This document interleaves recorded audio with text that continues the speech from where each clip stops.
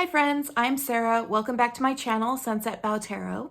As a lot of you probably know, I did recently put out a call for questions so that I could do some Q&A videos, and a lot of folks sent in really great questions.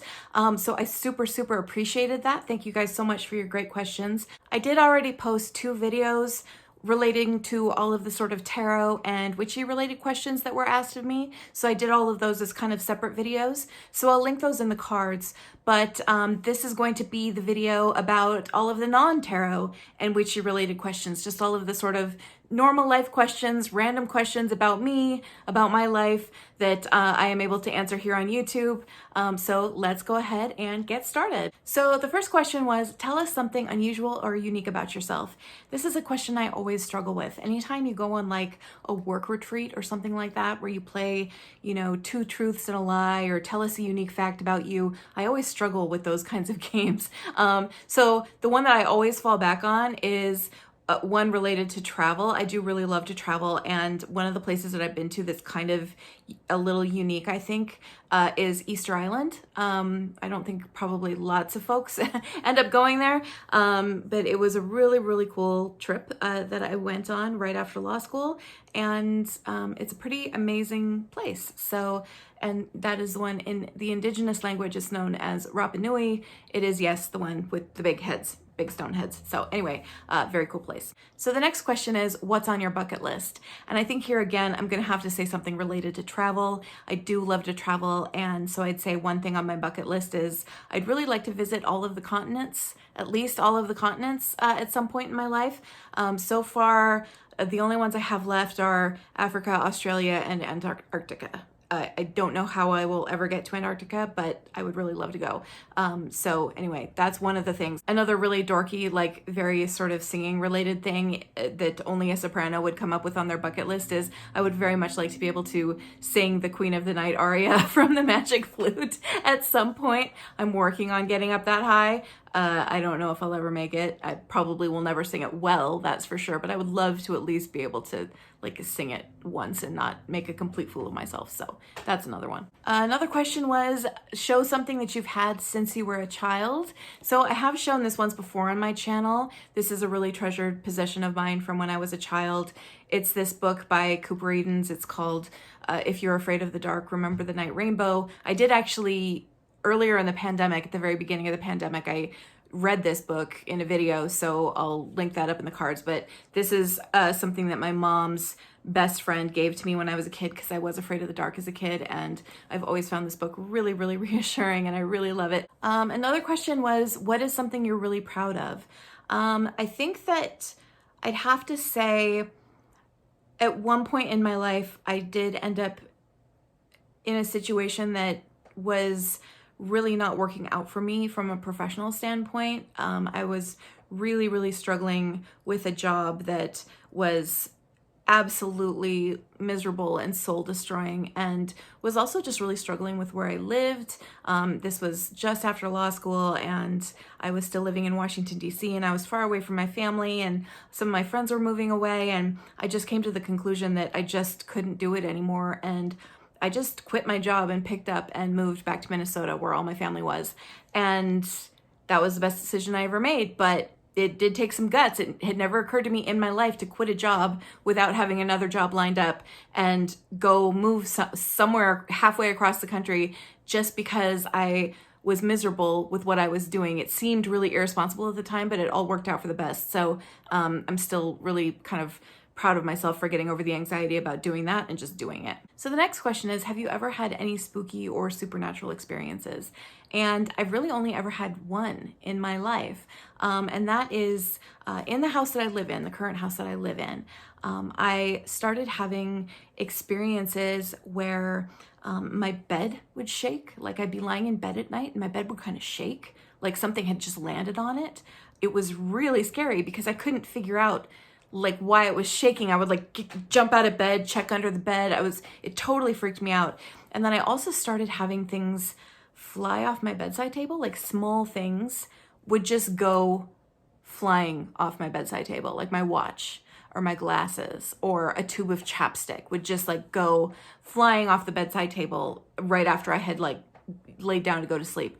So those things were really, really freaking me out. And then I realized my cat had just passed away relatively recently at that point, and I'd been really devastated to lose her. And I realized that the shaking bed felt just like when she would jump up on my bed at night. And like all cats, she was a big fan of knocking small things off of any surface, including my bedside table, onto the floor whenever she had the opportunity.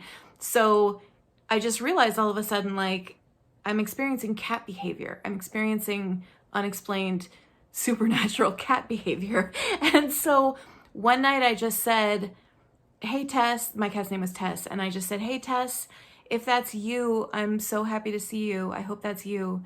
And I miss you. And after that, it never happened again. None of it ever happened again. My bed never shook. Nothing ever flew off my nightstand. So that's the one and only one that I've had in my life. Next question is, what is the best gift or compliment you've ever received? I'm going to go with the best compliment I've ever received. The one that was really memorable for me was at my place of work, somebody that I worked with.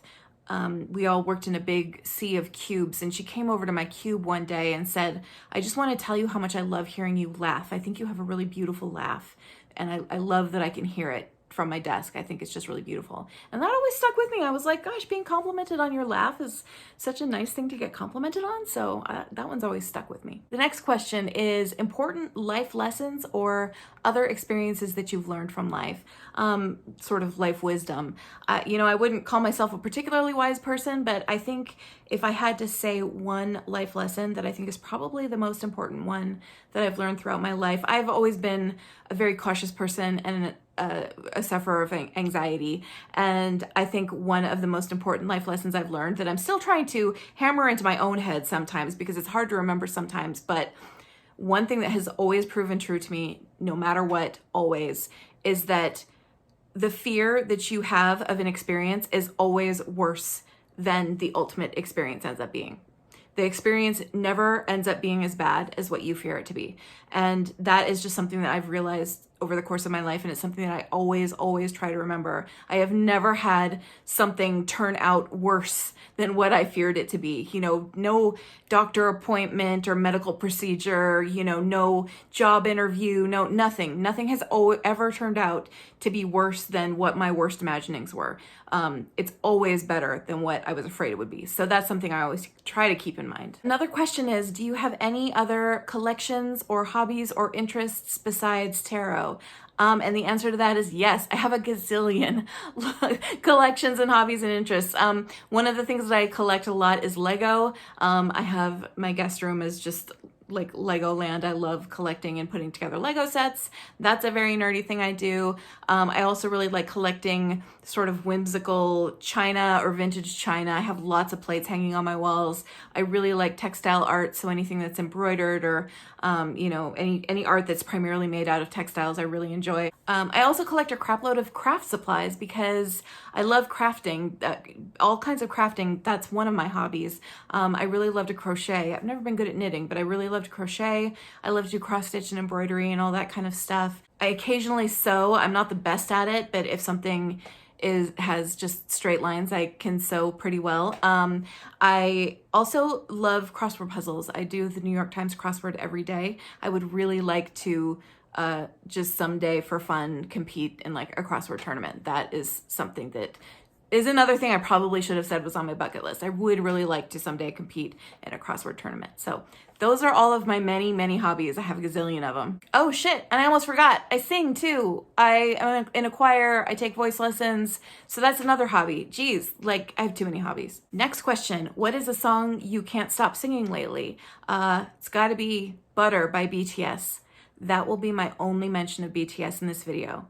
You're welcome. Next question that I got was pineapple on pizza, yay or nay? So I'd have to say with this one, I am sort of a qualified yay. I will absolutely eat a Hawaiian pizza if it's set in front of me. If it's what's available to eat as far as pizza, I will happily eat a Hawaiian pizza. It's not one that I would typically order for myself, but I will eat it without objecting to it. I think it is perfectly tasty. The next question I got asked is, what are some books on your to be read list? and my to be read list is miles long, but a couple of things that are on there. I really need to get into Murderbot by Martha Wells. This is something that Laura from Aquamarine 18 has talked about those books a lot, and I need to get into those. I really want to read The Once and Future Witches by Alex Harrow because I loved 10,000 Doors of January. I really want to read the next book in Maggie Stiefvater's Dreamers trilogy. I really want to read the next book by Maureen Johnson. She wrote a fourth sort of standalone book that's in the same universe as her Truly Devious trilogy, so I want to read that one. And I want to read the third book in Hilary Mantel's Thomas Cromwell trilogy. I loved the first two books in that trilogy, so I need to finally get to the third one now that it's out. So I have so many books to read. So the next question is, what makes you not finish a book? And I have to say, it's actually pretty rare for me to DNF a book. I tend to be pretty picky about what books I start reading, and I really usually rely on either it being a book by an author I've enjoyed before or a book that is recommended by somebody whose opinion I trust and who I feel like knows what my taste in reading is. I am pretty active on Goodreads, and I've been on Goodreads for a long time, and a lot of my friends are on it, so I do tend to get ideas for what I'm going to read next from my friends' Goodreads, and that tends to pan out pretty well usually in terms of finding books. So I would actually say it's pretty rare that I run across a book that I don't finish. If it is truly so boring that I just can't bring myself to read it, then I suppose I'll stop. But it doesn't happen very often. I'd say that I probably have less than 10 books on my abandoned shelf in Goodreads. Another question that I got asked, again on the books theme, is do you think you can get to know a person by the books that they read?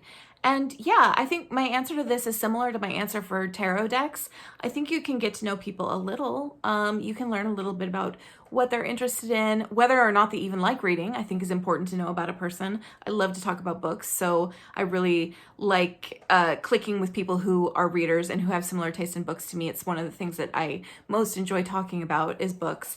But I also think, you can generally get a sense of some of the topics and ideas that people are interested in. You can get a little bit of a sense of their politics potentially. There are some things that you can glean by what books a person is interested in, but obviously, much like with tarot decks, I don't think that you can learn everything there is to know about a person from their bookshelf. So the next question I got asked, and we're sticking with the book theme here, is paper books, ebooks, or audiobooks, and why? So my answer to that is all three. I read most books nowadays on my Kindle. I have a Kindle Paperwhite, which is the e-ink kind, where it really does look like a printed book page. So that is where I do the vast majority of my reading is on my Kindle, mostly just because it's of the convenience factor. I carry my Kindle with me literally everywhere, no matter where you go. If you end up getting stuck in line at the pharmacy for 15 minutes, you can whip out a book and read your book for 15 minutes. So I am a big fan of always having a book with me, and a Kindle is just the most lightweight and convenient way possible to carry around all of the books that I have on the go at any given time, because I'm usually reading more than one book at once. I do, however, still love paper books. I love the smell of paper books. I do maintain a library of some of my favorite books on paper. I don't keep every book on paper that I've ever read, but books that are true favorites that I will always want to have a copy of, I make sure that I have a copy on paper. It's almost kind of like losing the electric grid in the apocalypse, proofing my library. I don't know why I always think of that. It's ridiculous. I also love libraries and bookstores. I still get the same excited feeling in the pit of my stomach of when I'm alone, in the stacks at a library, that I used to get when I was a kid. I have a visceral physical reaction of excitement to being in a library. That said, though, I also do listen to audiobooks on certain occasions. I think I've mentioned that I love crafting. I love doing things like crochet. I love putting together Lego. I love putting together jigsaw puzzles, doing embroidery or cross stitch, anything like that. Or if I'm on a long drive, those are times when I do tend to listen to audiobooks, because if you're doing anything that's very visual, like crafting or doing a puzzle, it's hard to watch TV while you're doing that. And I do enjoy listening to audiobooks when I do stuff like that. So those are the circumstances in which I will listen to an audiobook. So it's really paper books, ebooks, audiobooks. I have times that I use all three. So the next question is, do I have fictional characters I aspire to be like, or fictional characters that I identify with? I guess I'd have to say, you know, just to list off some of my favorite fictional characters that sometimes I identify with and sometimes I aspire to be like. One of them would have to be Anne Shirley from Anne of Green Gables, which has been my favorite book since I was a little kid. I think I first read it when I was 8. I've read it countless times since then, and it's my favorite book, and I've been to Prince Edward Island twice, and I am an Anne of Green Gables nerd. So, I've actually read everything Ellen Montgomery ever wrote, and actually went on this weird, down this weird rabbit hole in college where I was supposed to be studying what I was in school to be studying, which was like law and politics, but instead found myself exhaustively researching the life of Lucy Maud Montgomery as though I were going to write a biography about her. And I have no idea why that happened. I just my brain just needed to be redirected to something else. It was weird. But anyway, so that's one. I'd have to say that one of my other absolute favorite fictional characters is Lisa Simpson. So the next question is, what is a fictional world I would want to transport to? And it kind of bums me out. For a long time, my answer to this would have been the Wizarding World. Harry Potter stuff is a real tough topic for me these days. You know, Narnia would be fun, I suppose. Again, tough topics around that too. This is such a hard one to answer. So I'm gonna call it quits for now here and split this into 2 videos. So the next part of the non-tarot and witchy related Q&A will be posted in a couple of days. And this will be the end of part 1. Thank you so much for watching, everybody. Bye.